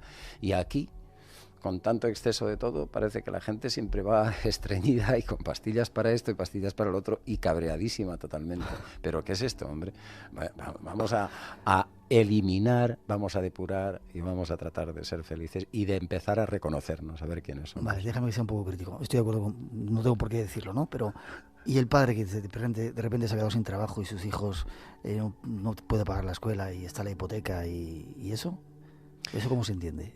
No, evidentemente ese tipo de tragedias existe, pero uno no puede quedarse ahí y decir, qué palo me da el destino, qué mal lo estoy pasando y pobrecito de mí, ¿no? Porque entonces, evidentemente, esto es la derrota y esto es verlo todo como una maldición y eso es ya abandonarse, simplemente, ¿no?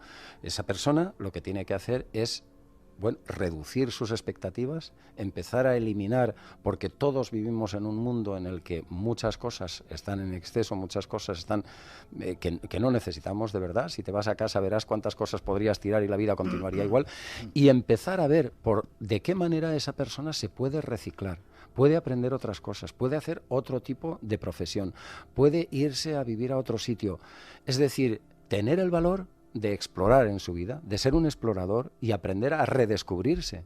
Y hay muchas cosas que si mira alrededor y si empieza a hablar con todos los vecinos y la gente a los que no saluda normalmente porque ni siquiera tiene tiempo, a lo mejor una de esas personas tiene una solución mágica para él. Empezar a tender lazos de amor, de afecto, de cariño, de apertura, de sencillez, de ser un niño y decir, vale, esto ya no vale, estos esquemas que he vivido hasta ahora voy a empezar, pero de nuevo y sin complejos, ¿no? Y no queda otra, o sea, y empezar otra vez. Y siempre habrá algo, una puerta, cuando esa persona se quite el velo del prejuicio y de las limitaciones, de los miedos, de las etiquetas que nos colgamos y que no tienen sentido, etcétera, etcétera, y salga como un niño a la calle y empiece el día a día otra vez de nuevo. Y no queda otra. Y desde luego con alegría, porque eso no tiene por qué quitársela. Igual va a ver salir el sol, igual van a ver cantar los pájaros, igual hay cosas que pueden emocionarle y la sonrisa de un niño pequeño, un abrazo con su mujer, todo ese tipo de cosas me parece que son maravillosas y que normalmente no valoramos y tenemos cosas de un gran valor, ¿no? Y a veces, pues como pasa con África o con Asia, como hemos visto tú y yo tantas veces, pues con un simple mendrugo de pan son felices. Cierto, quizás esa sea una buena elección. 2:30, 1:30 en las Islas Canarias, tenemos un concurso en marcha, 900-137-137 si queréis intervenir, teléfono gratuito. Estábamos hablando de astrología como un instrumento para conocernos, vamos a darle más aplicaciones. Detrás de esa introducción seguimos.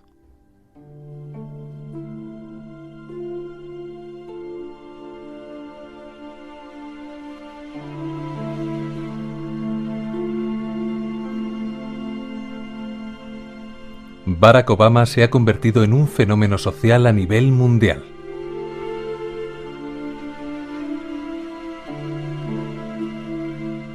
Millones de miradas en todo el planeta se han vuelto hacia su figura, depositando en él gran parte de las esperanzas de la humanidad. Pero, ¿cómo es Barack Obama? ¿Qué dicen los astros de él?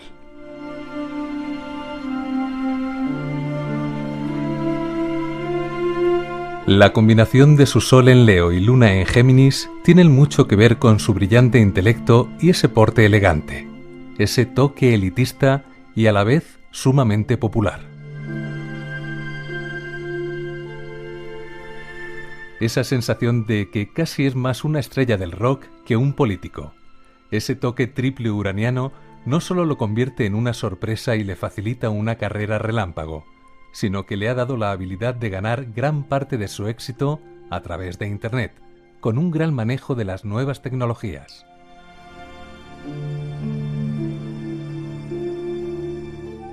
Su cuadratura Sol-Neptuno es uno de los puntos más delicados de su carta astral, algo que ya se vio durante la campaña con el escándalo de su predicador y que le llevó a renunciar a la iglesia a la que perteneció durante unas 3 décadas. Muy interesante la conjunción Júpiter-Saturno, que refuerza la esperanza de un nuevo ciclo prometido.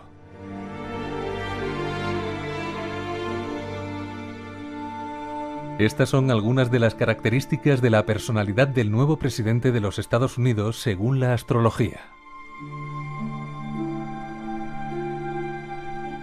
Pero hay mucho más. Incluso parece que su aparente confusión a la hora de jurar su cargo tuvo otras implicaciones desconocidas que mucho tenían que ver con los astros.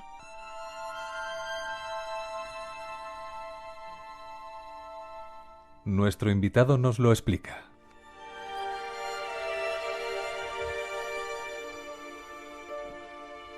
¿Es cierto eso de que de repente Obama se confundió porque ese día que iba a a jurar no era el bueno y sí, era sí. el día siguiente mejor. Ten en cuenta, Miguel, que lo que ocurre es que en el momento de la jura del presidente siempre es una determinada fecha y una determinada hora. Y esto es algo sagrado, digamos, ¿no? Forma parte del protocolo. Entonces ocurre que en el momento ese, en esta ocasión, la carta astral es como un círculo, ¿no? Y la parte de arriba del círculo, cuando la plasmas en el papel, la parte de arriba, los planetas que hay ahí arriba en esa zona, es lo que podríamos decir que marca el destino de la legislatura, uno de los puntos más importantes que marca eso.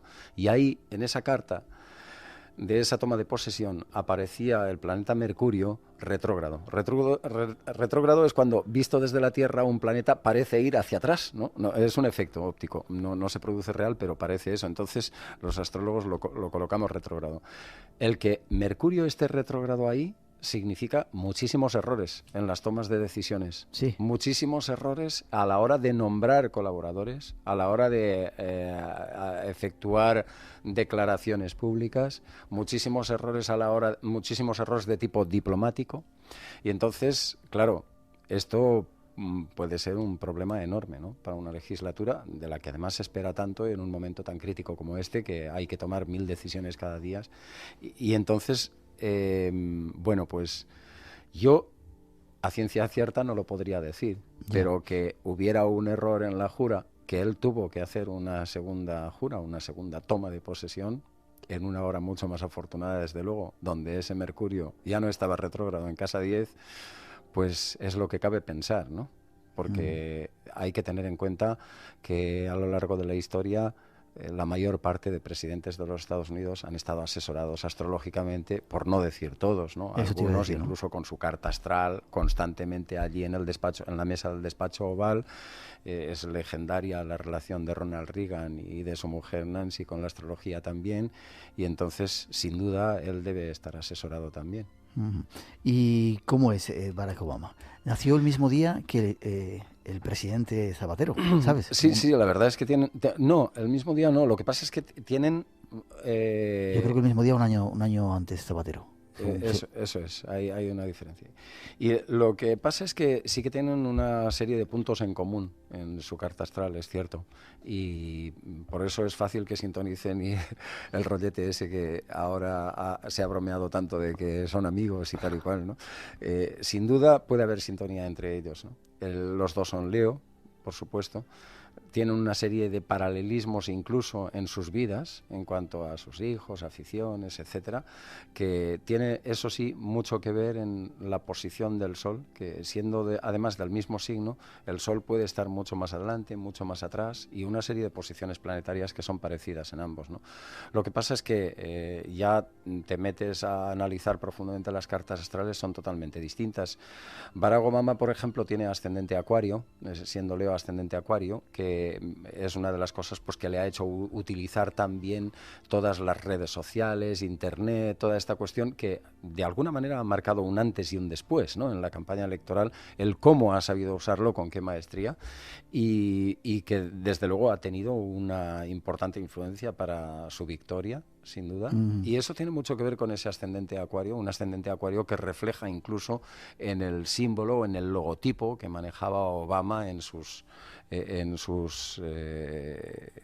carrera electoral, ¿no? Como bien observaba nuestro amigo Enrique de Vicente en la revista Año Cero. Entonces, el ascendente Acuario, la combinación de Leo ascendente Acuario es verdaderamente una combinación muy poderosa, muy capaz, porque no solamente aúna la capacidad de dirigir, de liderar grandes equipos, de tomar grandes decisiones, sino además de ser muy pragmático y de no someterse fácilmente a reglas, es decir, con una capacidad de imaginación, de romper moldes, de tener pensamientos paralelos muy interesante. Y el problema que aparece en la carta de Obama, no ya en la de la toma de posesión que hablábamos antes, sino concretamente en la suya personal, es que aparece una cuadratura de Sol-Neptuno que suele llevar a conflictos muy importantes por cuestiones religiosas, fundamentalmente, ¿no? Y esas, aunque ya ha aparecido alguna, ya ha asomado alguna en su carrera electoral, es normal que luego se traduzcan unas cuantas más, ¿no? Hay unos momentos que serán especialmente críticos cuando tenga los tránsitos ahí en ese punto, pero la verdad es que es muy interesante porque ese mismo Neptuno que tiene ahí, es un punto crucial de su carta astral, representa que es una persona con unos elevadísimos ideales, con una gran honestidad y con una gran capacidad social, es decir, para unas reformas quizás sociales que a lo mejor no se habían preocupado hasta ahora los presidentes USA y que él sí que tiene esa voluntad y esa capacidad, ¿no? Neptuno es un planeta muy místico y él esa faceta mística, espiritual y social la tiene muy acuciante.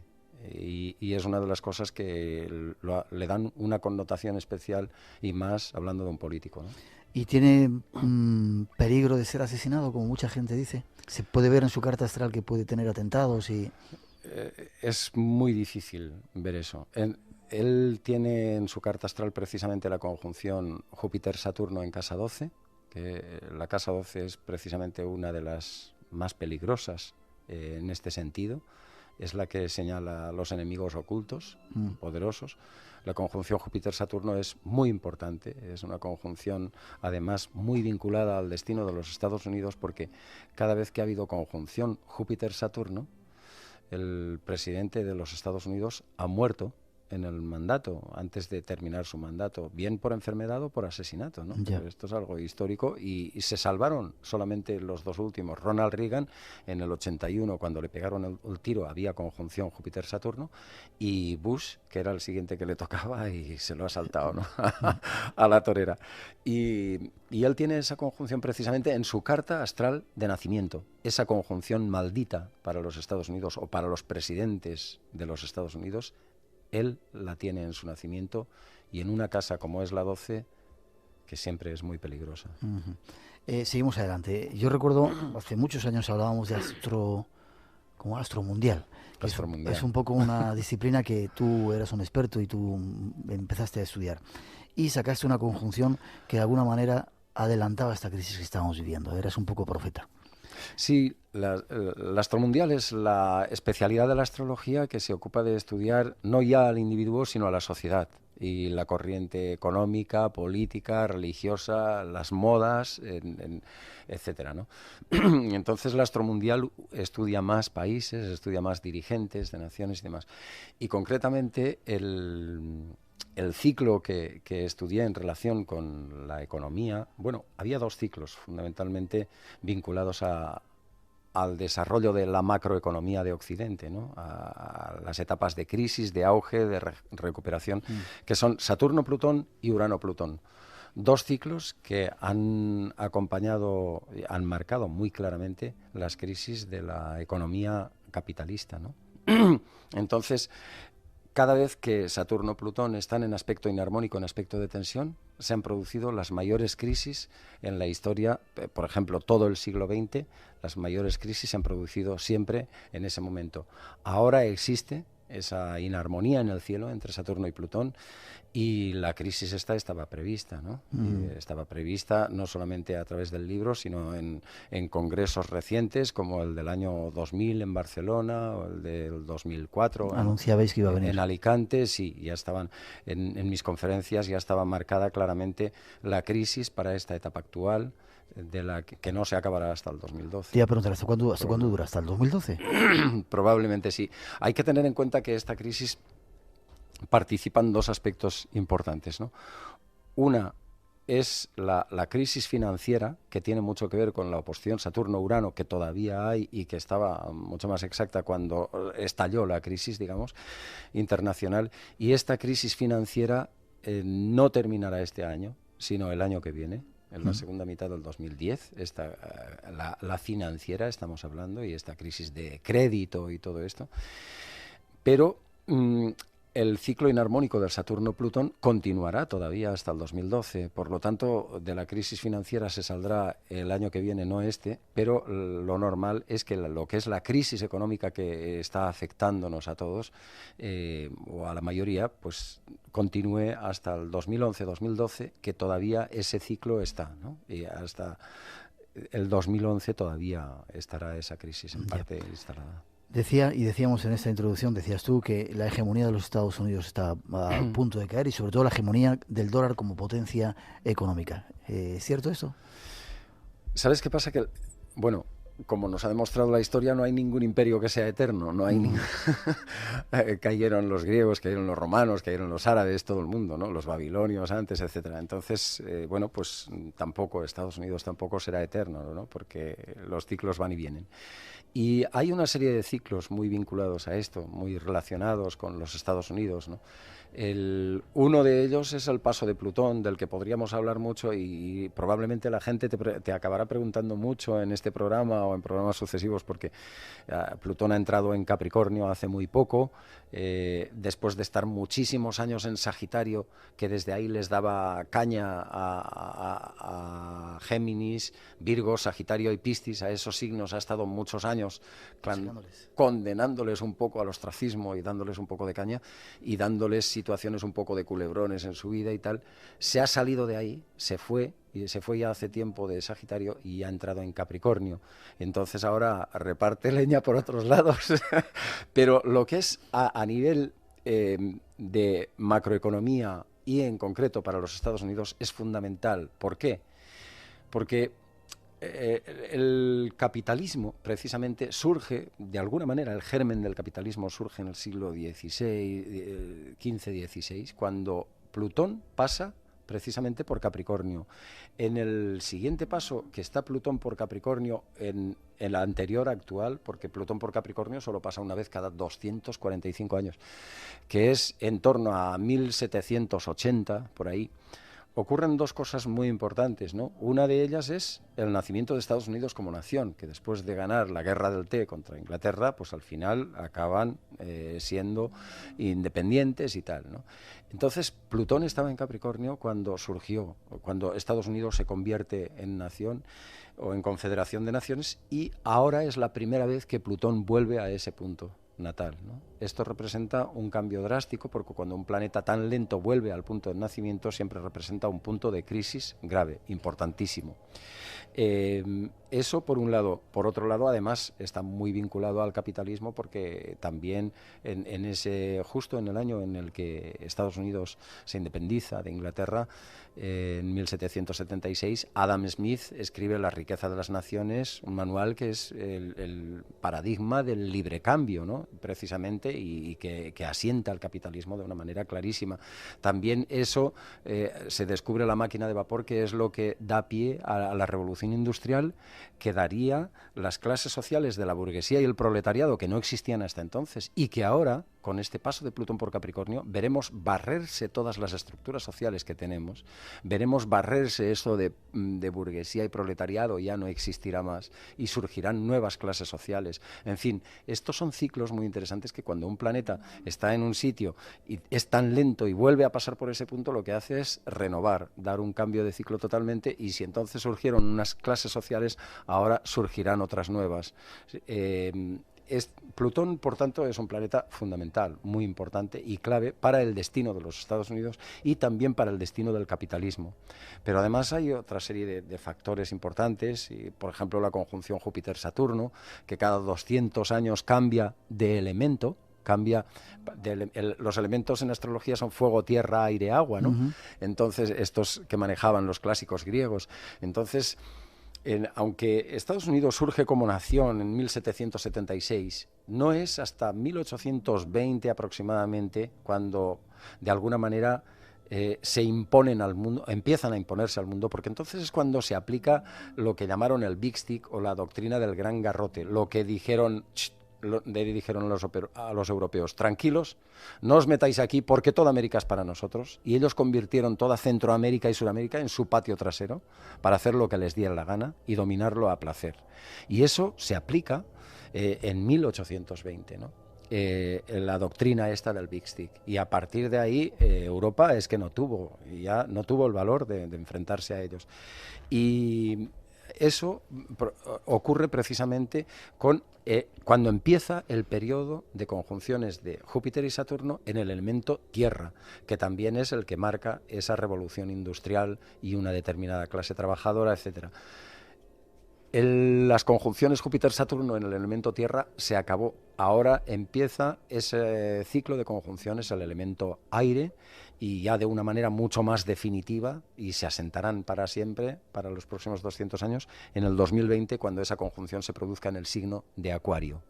Y esto marca el punto bisagra, uno de los puntos bisagra de este siglo, que marca ya el cambio de ciclo para los Estados Unidos, el cambio de ciclo para la economía, el cambio de ciclo para otra clase trabajadora. Ya definitivamente la revolución industrial no tiene sentido. Hoy día ya es el mundo de la información, las tarjetas de crédito, el mundo virtual.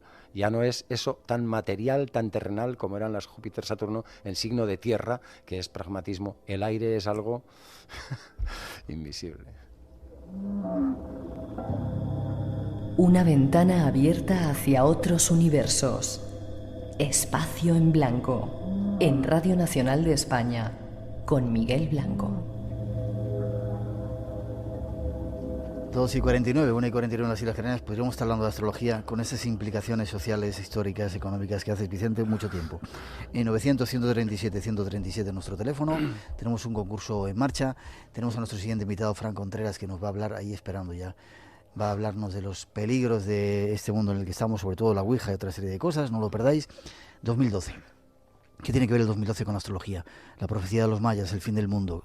La verdad es que poco, y sobre esto hablaríamos muchísimo, Miguel, porque del 2012 se han dicho muchísimas cosas y la mayoría de ellas mentiras, porque casi siempre habla al respecto gente que desconoce cuál es la cosmogénesis del calendario maya, ¿no? Es muy fundamental, porque si no se conoce bien, entonces no tiene ningún sentido recoger lo que ha dicho, que el otro ha dicho, y en fin. Para simplificar o para decirlo en un minuto, el 21 de diciembre del 2012, que es ese fin del mundo, llámale físico o llámale simbólico, como le dicen muchos, o llámale espiritual o lo que sea, lo único que sería es como un equivalente al cambio de milenio nuestro, en nuestra cultura, que también se dio esa psicosis. Ahora cuando pasábamos al 2000, que si nos quedábamos sin poder retirar dinero de los cajeros, que si no sé qué, que si se acababa el mundo, ¿no? Que si los aviones se caerían, en fin, esa historia que en el primer milenio fue mucho más crítica, ahora en el segundo milenio también había cierta psicosis, y todo esto pues sería un poco el equivalente a esto. El 21 de diciembre del 2012 simplemente es el fin de un ciclo largo, una cuenta larga del calendario maya, que es de unos 5.000 años, y que era particular del calendario maya, que lo diferenciaba del resto de calendarios precolombinos, perdón. Y entonces, nada más, ¿no? Pero luego, si te metes a estudiar las estelas, de dónde sale y toda la historia y cuál es la cosmogénesis del calendario maya, no permiten sacar esas conclusiones de eso que se está diciendo del 2012. O sea, no hay fin del mundo, no hay catástrofes, no hay... No hay fin del mundo, no hay catástrofes, por lo menos que tengan que ver con esto del calendario maya. Y lo del aumento de las manchas solares, que eso sí parece que hacen... Fundamental, sí, eso sí que es muy importante, ¿no? Y muy importante, y algo que no se sabe verdaderamente cuál será la repercusión. El aumento no, la disminución, porque parece que se han parado, ¿no? Las manchas solares parece que están en un tiempo, que entran en una etapa de mínimo, que no se sabe cuánto tiempo podrían durar. Es sorprendente que el Sol está paralizado. Esto podría ralentizar quizá los efectos del calentamiento global. Lo que va a generar, sin duda, son inviernos mucho más crudos, como hemos estado viendo ya ahora. Sí. Veranos mucho más calurosos, o sea, temperaturas más extremas. Esa va a ser la repercusión más clara. Y la última vez que hubo algo parecido, quizá, la última vez así, pues fue el mínimo de Maunder en el siglo XVII, que hubo una etapa así de una pequeña era glacial, podríamos decir, ¿no? No sé, no se sabe hasta qué punto va a durar ni cuánto tiempo va a estar ese mínimo. Ya, nos llegan preguntas de oyentes. Quiero hacértelas muy breve si puedes contestando. ¿Qué pasa si una persona tiene el mismo signo que el ascendente? Preguntan. Bueno, hay que ver el conjunto de la carta astral, pero en teoría pasa pues que esa persona normalmente tiene el Sol cerca del ascendente, es positivo, se refuerza su signo. Dos hermanas que han nacido en el mismo día con una diferencia de 3 años han tenido las mismas vivencias, pero son totalmente distintas. ¿Cómo es posible? Sí, porque El mismo día es como antes hablábamos de ZP y de Obama, ¿no? El Sol está en el mismo punto, entonces cuando hay tránsitos a ese Sol se viven historias paralelas, historias semejantes. Sí. Es muy fácil. Sí. ¿Qué opinas del cambio climático en un futuro cercano? ¿Nos vamos a liberar de ese cambio climático desde el punto de vista de la astrología? No, ya hemos hablado del cambio climático con lo que hemos dicho, ¿no? Del tema del Sol. No podemos decir nada más porque la astrología no puede llegar ahí. Ya. ¿La desarmonía afecta a todos los signos? ¿Esta desarmonía de la crisis que estamos viviendo afecta a todos? Afecta a todos porque cuando hay algo así grande, importante, como que, por ejemplo, este mínimo de manchas solares, afecta a todo porque afecta al clima, y el clima es algo que nos afecta absolutamente a todos y a todos los signos, ¿no? Es algo que afecta también cuando hay conjunciones importantes, marca efectos para todos los signos, o este Plutón que se ha ido de los signos mutables, pero que ahora durante los próximos años va a afectar de manera especial a Aries, Cáncer, Libra y Capricornio durante los próximos años, pues también tiene efectos absolutamente para todos los signos, todos y cada uno, de maneras muy distintas, ¿no? Pero que tendrán que pensárselo mucho más y tendrán que trabajárselo mucho y hacerse amigos de Plutón los signos cardinales que son Aries, Cáncer, Libra y Capricornio, ¿sí? Porque para ellos el mensaje de este Plutón es muy importante para los próximos años, porque cuando un planeta tan lento cambia de signo, Miguel, ese planeta influye absolutamente en todos los signos, aunque en algunos más. ¿Cómo se hace un amigo? Yo soy Libra. ¿Cómo me hago amigo de él? Hay muchos aspectos de Plutón, muchísimos aspectos, pero Plutón básicamente lo que te invita es a un tiempo de regeneración total. Plutón es el ave fénix que resurge de las cenizas, entonces es un tiempo en el que tienes que aprender a renacer de tus propias cenizas. Es también la serpiente que periódicamente culebrea y se deja la piel vieja entre unos rastrojos y sale con una piel nueva. Es un momento de renacimiento total. Las personas que pertenecen a estos signos, Aries, Cáncer, Libra y Capricornio, y tengan el valor o la suerte de estar efectuando una etapa de regeneración, de renacimiento, de redescubrir su poder personal y dónde está su magia, maravilloso, porque entran en un ciclo de poder y de crecimiento personal estupendo. Pero las personas que no están todavía entrando en esa suerte, es muy fácil que se vean llamados a una crisis grande, porque Plutón te invita a romper con todo, a cambiar con todo, a una etapa de crisis que te afecta prácticamente todos los niveles, de relación de pareja, de trabajo, de dónde vives, de salud, etcétera, ¿no? Y si tú entonces estás en esa tesitura y no tienes el valor para efectuar los cambios que la vida te está pidiendo, es mejor que lo hagas por propia voluntad, aunque sea poco a poco y sin prisa, porque si no, entonces Plutón sí que es duro, te provoca una crisis, un hachazo bestial, y al final lo tienes que hacer sin remedio, ¿no? Nos haremos amigos entonces. A punto de terminar esta primera hora, en la segunda parte, atentos, vamos a daros unas cuantas claves que tienen que ver con la suerte. ¿Hay gente que nace con estrella? Muy breve. Sin duda, todos nacemos con estrella, pero tenemos que saberla cuidar. ¿Hay gente que nace estrellada? Sí, que nace predispuesta a sufrir, a pasarlo mal, a estar jorobados. Sí, también, pero de alguna manera todos nacemos con estrella y a algunos es mucho más difícil descubrirlo. Lo importante es saber cómo encontrarla. Ya, es fácil, hay caminos para hacerlo. Hay caminos para descubrir dónde está nuestra magia personal y cuál es el destino más brillante para cada uno de nosotros. Atentos, seguramente en la segunda hora con Vicente Casañón vamos a dar alguna de esas claves súper sencillitas y ya veréis. Cuando todo en tu vida va sobre ruedas, es fácil creer que las cosas pasan por una razón. Es fácil tener fe. Pero cuando las cosas empiezan a ir mal, es muy difícil mantener esa fe. Cuesta no preguntarse por qué razón pasan esas cosas. 2:57, 1:57 en las Islas Canarias. Seguimos con un concurso que tenemos en marcha, 900-137-137 nuestro teléfono, por si queréis intervenir. Hay 5 libros de tu suerte, claves que nos va a dar en un momento nuestro invitado para poder cambiar y sobre todo encontrarla. Es interesante si queréis participar. La forma de entrar también a través del chat www.espacioenblanco.es y mandando un email espacioenblanco@rtve.es.